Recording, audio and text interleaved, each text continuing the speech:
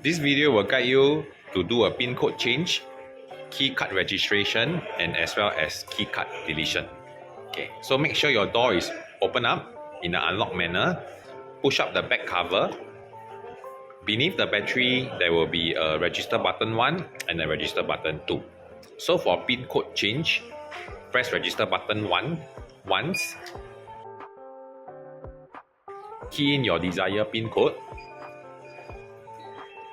Minimum is 4 digit, maximum is 12. Okay, to make sure it's working, lock the door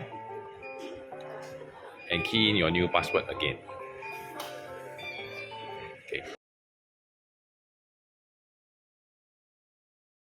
You press register button 2 once.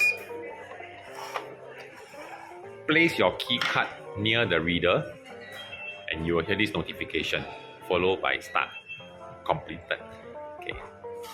Lock the door and make sure that it's working. Okay. For key card deletion, same thing at the back register button 2, press once and hold number 3. You will hear this notification with your key card deletion. Okay, so now it cannot be used.